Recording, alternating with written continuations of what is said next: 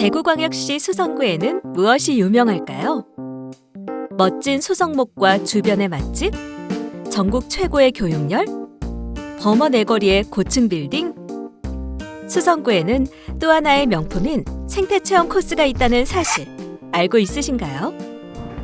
그럼 지금부터 수성구에 자리 잡고 있는 생태체험 코스를 다 함께 떠나보도록 할까요?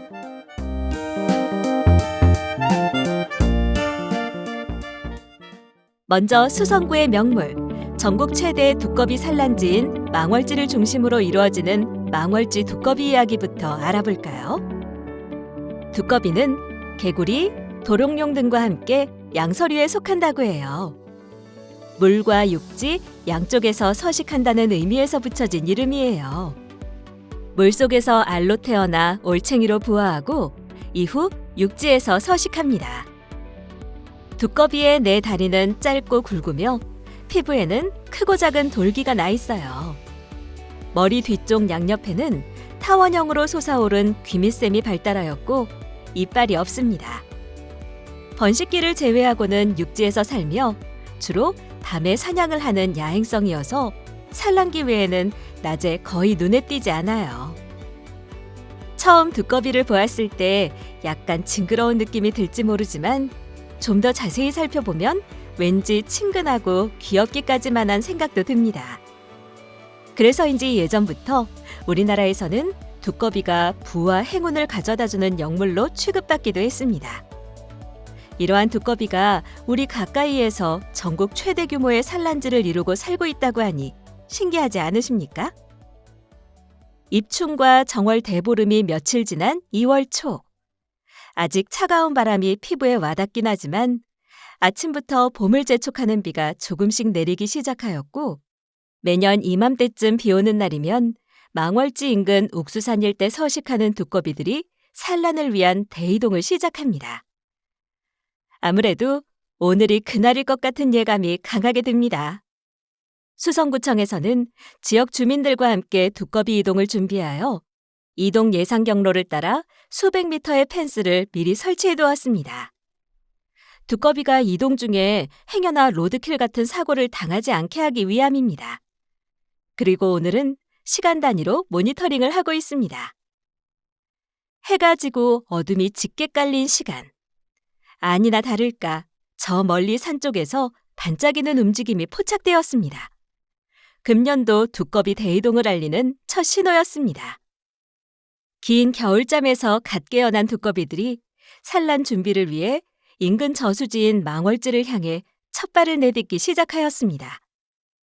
날이 밝자 여기저기에서 몰려든 수많은 두꺼비들이 본능적으로 있는 힘을 다해 망월지로 모여듭니다. 덩치 큰 암컷들은 대부분 산에서부터 포접된 상태로 수컷을 업고 내려옵니다.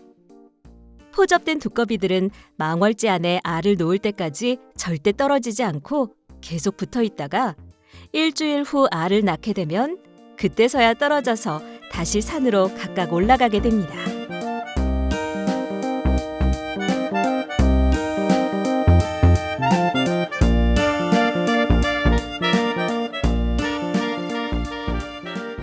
자손 번식을 위한 두꺼비의 본능의 힘은 실로 대단하다고 할 수 있죠. 특이하게도 이 근처 다른 저수지에는 두꺼비들이 거의 내려오지 않으며 이곳 망월지에만 집단적으로 모여들고 있습니다. 그것은 아마도 오래전에 조성된 망월지가 두꺼비 서식 환경에 가장 적합한 조건을 지니고 있는 것으로 보여집니다.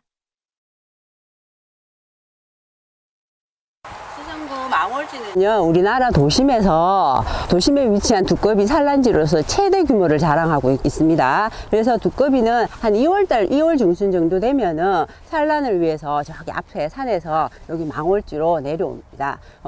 여기서 태어난 두꺼비들은 연어처럼 모천 해기성이 있어서 여기서 태어난 두꺼비들은 다시 산으로 올라갔다가 나중에 산란 시기가 되면 이곳으로 다시 찾아와서 산란하는 습성이 있습니다. 그래서 매년 2월 중순 정도 되면은 여기서 올라갔던 두꺼비들이 다시 산으로 갔다가 다시 내려와서 이렇게 산란하는 것들을 반복하고 있습니다. 산란을 위해 망월지를 찾아온 수컷 두꺼비는 암컷을 차지하기 위해 꾹꾹거리는 소리를 냅니다. 두꺼비는 울음주머니가 없어 수컷이 암컷을 부를 때 목에서 소리를 낸다고 합니다. 수컷 두꺼비가 암컷 두꺼비를 차지하려면 가혹한 경쟁을 거쳐야 합니다. 수백 마리가 한 장소로 몰려와 암컷을 서로 차지하려고 심한 경쟁을 합니다. 이때 먼저 암컷을 차지한 수컷은 자기의 유전자와 자손을 자연계에 남기지만 암컷을 붙들지 못한 수컷은 헛된 힘만 쓰다가 돌아가 버리고 맙니다. 그러다 보니 수컷은 본능적으로 암컷을 잡아야 하므로 닥치는 대로 붙잡고 어떤 경우에는 암컷 두꺼비 한 마리에 5마리 이상의 수컷이 포접을 하는 경우도 있습니다. 수컷이 뒤에서 말을 타듯 끌어안고 배를 졸라줘야 알을 낳게 되는데 수컷 앞다리 근육과 첫 번째에서 세 번째 발가락에 사포처럼 거칠거칠한 혼인돌기가 있어 포접에 성공한 암컷을 단단히 붙잡고 놓지 않습니다. 그리고 수컷은 알이 나오자마자 정액을 그 위에 뿌려 수정을 합니다. 즉, 체외 수정을 하게 됩니다. 두꺼비는 10,000개 내외의 알을 기다란 띠 모양으로 2줄씩 낳는데 그 길이는 15m 이상으로 깁니다.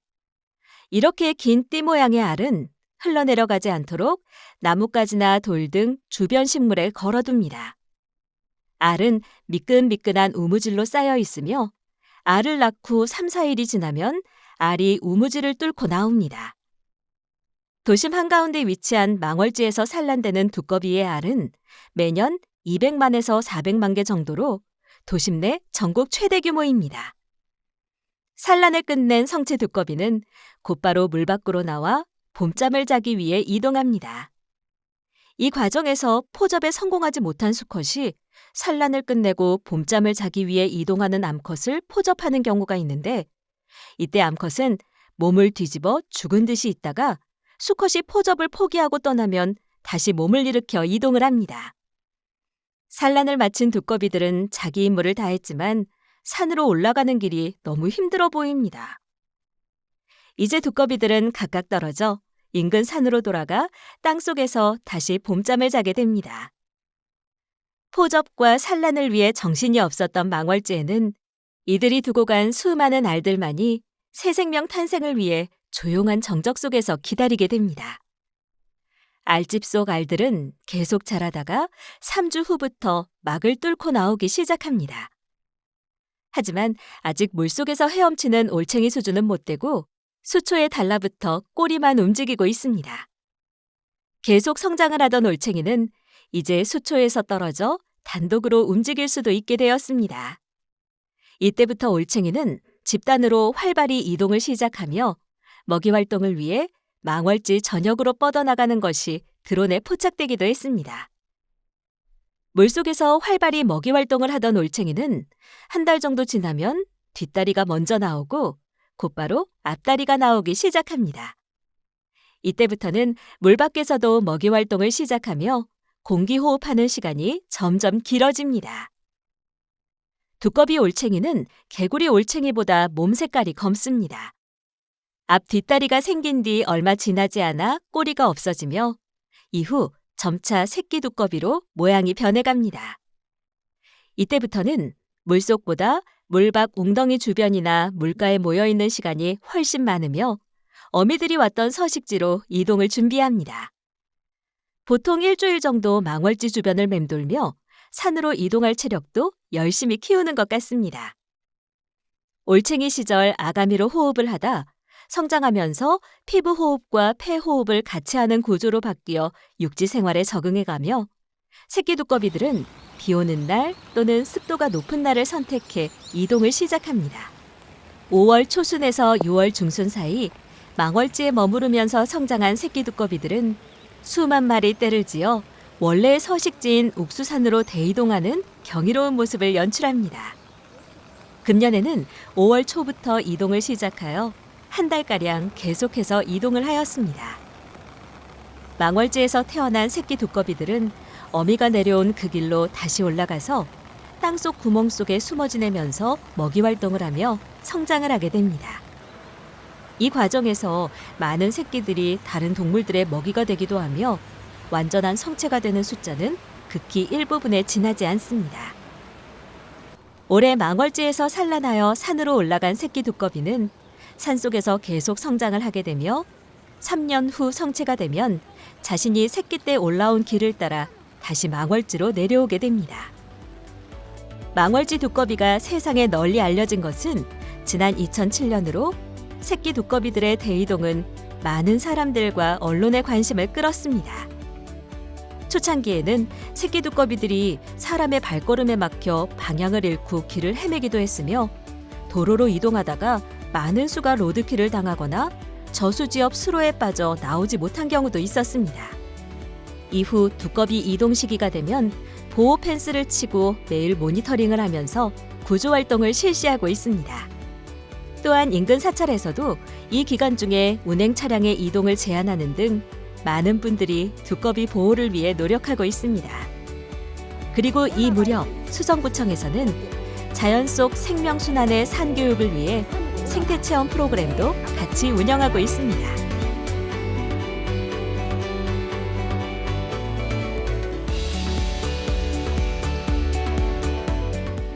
기온의 상승, 극심한 가뭄과 길어지는 건기 등의 기후변화와 난개발로 인한 서식지의 훼손, 환경오염 등은 피부로 호흡을 하는 양서류에게 치명적인 영향을 미칩니다. 물과 공기 모두에서 오염물질을 흡수하여 반응하는 환경 지표종의 특성으로 인해 많은 이들이 개구리나 두꺼비를 지구환경 변화의 카나리아라고 부릅니다. 예전 유독가스 측정기가 없던 시절에 탄광에 들어가는 광부는 카나리아를 가지고 갱 속으로 들어갔으며 일산화탄소에 예민한 카나리아가 죽으면 광부들은 서둘러 탄광을 빠져나갔습니다. 양서류는 오염되지 않은 물에서 산란을 하고 그 주변에서 생활하기 때문에 개구리나 두꺼비가 없다는 것은 우리 주변이 습기가 없이 건조하고 오염되지 않은 물이 없다는 것을 의미합니다. 또 개구리나 두꺼비는 먹이사슬에서 중간을 위치하므로 이들이 감소한다는 것은 먹이사슬의 붕괴를 의미하며 이는 결국 생태계의 붕괴와 직결됩니다. 우리가 살고 있는 지역에 전국 최대 규모의 두꺼비 산란지가 존재한다는 것은 그만큼 환경적으로 잘 보존되어 있고 살기 좋은 것이라는 것을 반증합니다. 따라서 우리 모두는 망월지 두꺼비를 지키기 위해 지속적으로 노력을 기울여야 하겠습니다.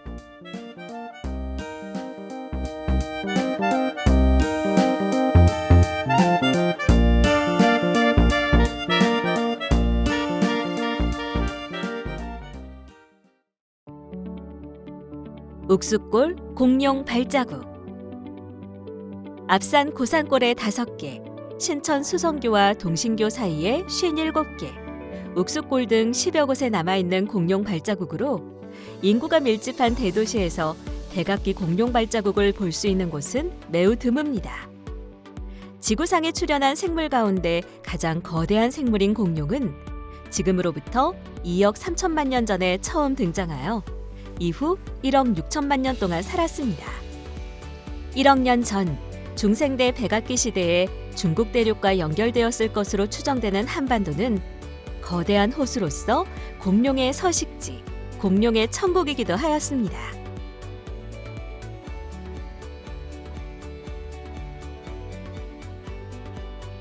욱수천 공룡 발자국은 2001년도 박두강 지리과학 선생님이 발견했는데 중생대 백악기 시절에 용광류 공룡의 발자국으로 추정이 되고 지금 욱수천 바닥에 퇴적암에 여기 남아 있어요, 발자국이. 그래서 지금 현재 욱수천 공룡 발자국은 중생대 백악기 것으로 추정이 되면서 15개의 발자국이 지금 현재 여기 보존이 되고 있습니다. 2마리의 용광류 공룡들이 남긴 보행열을 2개의 바닥에서 관찰할 수 있습니다. 보행열에서는 앞발과 뒷발이 모두 남겨져 있으며 왼발과 오른발 사이의 간격이 비교적 좁은 점이 특징입니다. 중간 크기 정도의 용광류 공룡에 해당하며 뒷발의 길이는 약 25cm, 폭은 19cm 정도입니다. 공룡들이 살았을 당시에는 호수의 가장자리였기 때문에 발자국이 화석으로 남게 되었습니다.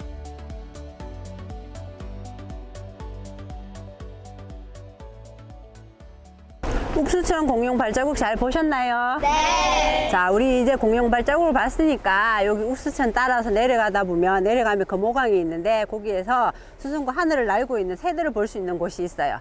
그래서 지금부터 수성구 하늘을 날고 있는 새들을 보러 출발하도록 하겠습니다.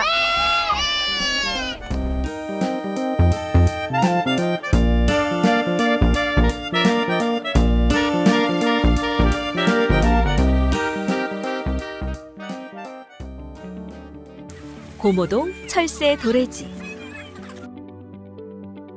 수성구 고모동 파련마을 인근 금호강변은 야생생물 보호구역으로 60여 종의 새들이 날아드는 철새 도래지입니다. 우리나라의 대표적인 철새 도래지는 흑두루미가 찾아오는 순천만, 우리나라로 오는 전체 큰 고니 중 70% 이상이 찾아오는 낙동강 하구, 수만 마리의 가창오리 군무가 펼쳐지는 천수만이 있습니다.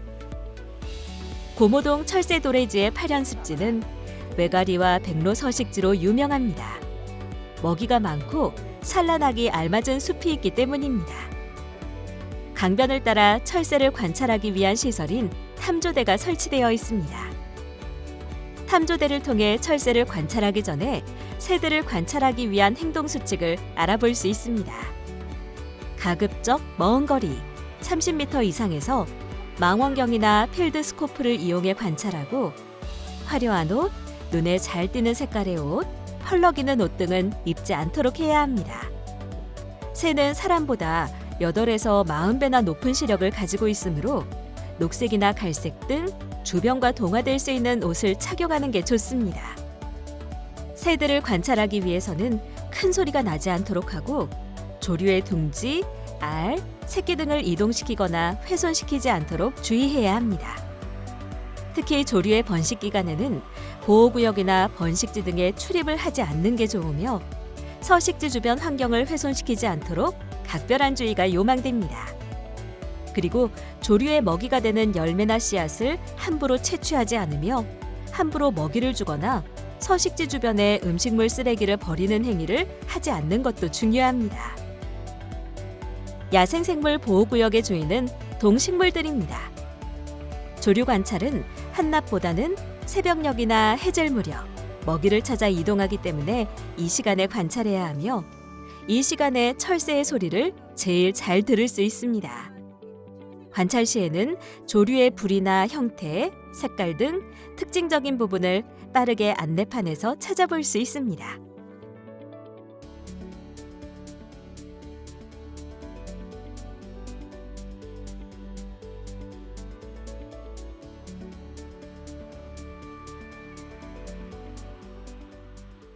고모동 철새 도래지를 찾아오는 60여 종의 새들은 탐조대 벽면에 보면은 이렇게 붉은색으로 되어 있는 거는 겨울철새고 저기 파란색으로 되어 있는 거는 여름철새를 뜻하고요. 저기 녹색으로 되어 있는 거는 텃새로 구분을 해놨습니다. 그래서 여기에 보시면은 철새 찾아오는 새들에 대해서 사진하고 설명이 되어 있어서 우리가 관찰한 철새들을 쉽게 여기서 찾아볼 수 있습니다. 여름 철새는 봄에 남쪽에서 찾아와 번식을 하고 여름을 보내고 가을과 겨울에 다시 남쪽으로 이동하는 새를 말하며 대표적인 새가 제비, 백로, 해오라기가 있습니다.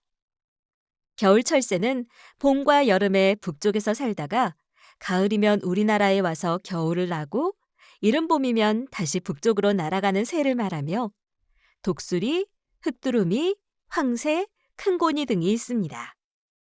겨울 철새가 이동하는 이유는 겨울이 되면 땅이 얼고 먹이가 적어지기 때문에 따뜻하고 먹이가 많은 남쪽으로 이동하게 됩니다. 텃새는 계절에 따라 이동하지 않고 한 곳에 1년 내내 머무르는 새를 말합니다. 참새, 까치, 박새 등이 여기에 해당됩니다. 고모동 철새 도래지를 찾아오는 대표적인 여름 철새는 쇠백로, 중대백로, 외가리 등이 있습니다. 조류 이름 앞에 쇠가 붙은 것은 작다는 뜻입니다. 겨울 철새는 천연기념물 201-2호로 지정된 큰고니와 청머리오리, 홍머리오리, 안락오리 등이 있으며 텃새는 천연기념물 323-8호로 지정된 황조롱이, 검은등 할미새, 논병아리 등이 있습니다. 기후변화로 인해 여름 철새인 백로와 외가리, 겨울 철새인 흰뺨 검둥오리, 청둥오리 일부 개체는 사계절 출현이 되어 텃세화되어 가고 있습니다. 오늘 우리가 갔다 온 곳이 두꺼비가 살고 있는 망월지, 그다음에 또 공룡 발자국을 본 욱수천 공룡 발자국, 그렇게 하고 또 그다음에 철새가 많이 있는 고모동 철새 도래지를 오늘 우리 친구들하고 같이 다녀왔습니다. 자, 우리가 망월지 같은 경우에는 전국 최대 규모의 두꺼비 산란지로서 우리 수성구에 그렇게 생태적으로 좋은 곳이 있다는 걸 우리 친구들이 오늘 알았을 거고, 그 다음에 철새가 궁금하거나 아니면 가까이서 새들이 보고 싶다면 언제든지 찾아올 수 있는 고모동 철새 도래지가 있고요. 그 다음에 옛날 우리가 백악기, 중생대 백악기에 공룡이 살았던 흔적들을 볼 수 있는 욱수천 공룡 발자국들이 있는데, 우리 친구들도 이제 언제든지 우리가 살고 있는 수성구 안에 그런 곳이 있으니까 찾아갈 수 있을 것 같고, 언제든지 또 가가지고 우리 친구들이 좋은 시간들을 보낼 수 있을 것 같아요. 그래서 그런 곳들을 우리 친구들이 자주 찾아가서 그것이 잘 보존되고 그 다음에 그대로 잘 유지될 수 있도록 우리 친구들도 많은 노력을 해야 될 것 같습니다. 그래서 오늘 우리 친구들 망월지, 두꺼비 보는 망월지, 그 다음 철새 보는 고모동 철새 도래지, 공룡 발자국 있는 욱수천 공룡 발자국, 이렇게 세 군데를 다녀왔습니다. 자, 오늘 고생하셨습니다. 네.